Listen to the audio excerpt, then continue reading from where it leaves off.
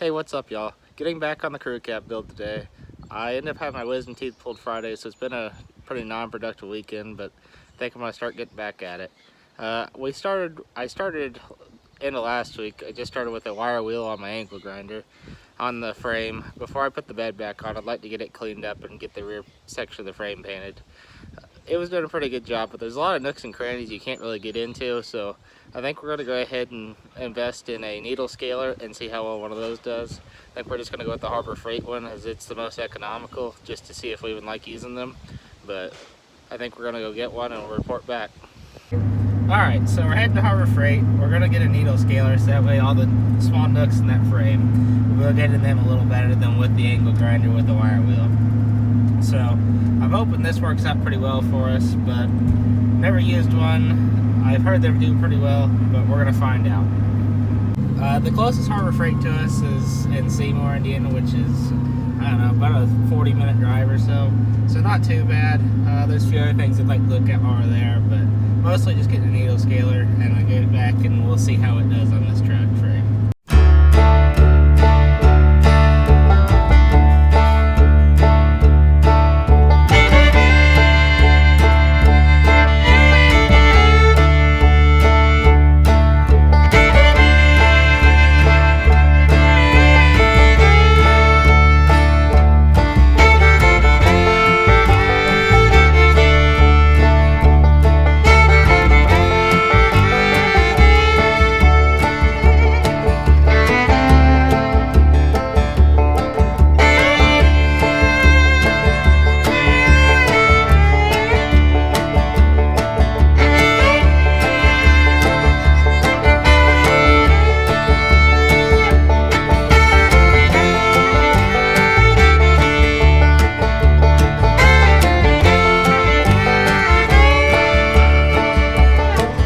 Alright, so we made it up here to Harbor Freight in Seymour. So we're going to run and get our needle scaler. Hopefully I can resist the temptations of buying anything else while I'm here, but the Harbor Freight bug sometimes has the tendency to bite me, but we'll see. Well, they had a whole pile of needle scalers, so we picked one of those up. Gonna do some looking around, see if there's anything else I can't possibly live without.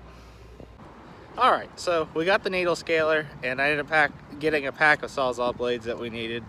We were plumb out, and on the frame, the rear section of it, I need to cut some off, and I was going to replace it with another frame section I had, because where the bumper melts to, whoever had it trashed that, so it's not very good for mounting a bumper to anymore. But I reckon we'll venture back towards the house, and we'll find out how this needle scaler does. Most expensive stop of the day, just getting diesel fuel, $5.09 a gallon. Surprisingly, there's no FJB decal here on the gas pump already, but normally there is. Okay, so just got home with the needle scaler, getting ready to try it out here in some of the corners and stuff on this frame. We'll see how it does. The needle scaler really knocks off the loose material. It does a very good job so far of what I've sampled it on. I definitely say first impression, it does a really good job as far as getting all the scaly stuff off of it. Time will tell as far as how long it'll last. I've never used a needle scaler, so I don't even really know how long the needles here last or anything like that. So we're just going as we are, and we'll find out, and I'll let you guys know.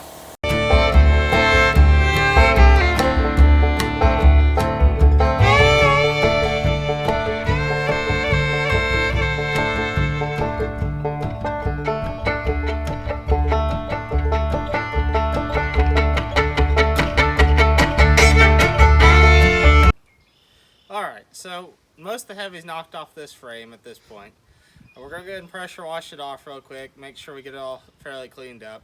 I'm going to grab some Simple Green or something like that and spray down on it, and hopefully get it prepped to where we can get some paint on it tomorrow evening. But overall, we did a really good job of cleaning most of the heavy off. At least good enough for the time being until we get a chance that we can really do the truck good, but it's definitely way better than it was.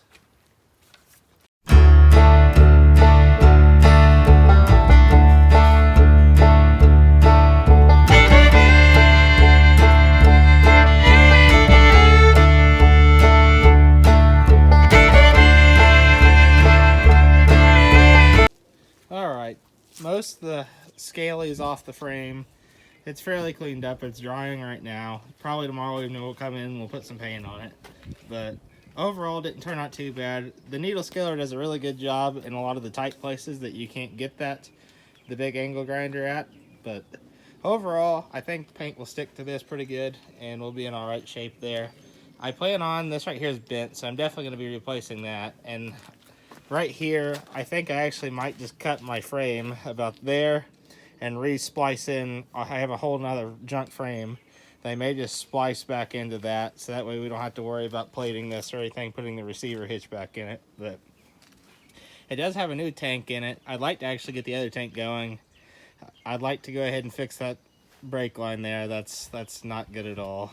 But we're getting closer. We're going to get it knocked out here real soon, hopefully, and have a bed set on it, and maybe get to drive the truck some. Alright, so the frame, the rear section of the frame here is just about ready to paint. There's a few mounts I want to grind off first, but for the most part, all the heavy, as far as rust and just grease and road grime, is off the frame now. So it can be painted. I think we're just going to paint it just a flat black for the time being. We may eventually come in with like some chassis saver or Pour 15 or something like that. If there's anything you guys like to use, leave that down in the comments. I've never really, as far as coated a chassis and anything other than just like a Rust-Oleum paint, so I'm more than willing to hear some options of what does really well. But this is probably going to be the end for this video for tonight, and we'll go back out tomorrow night and try and get some paint on it. I appreciate y'all for watching. Please like, comment, subscribe to the channel, and we'll see you next time.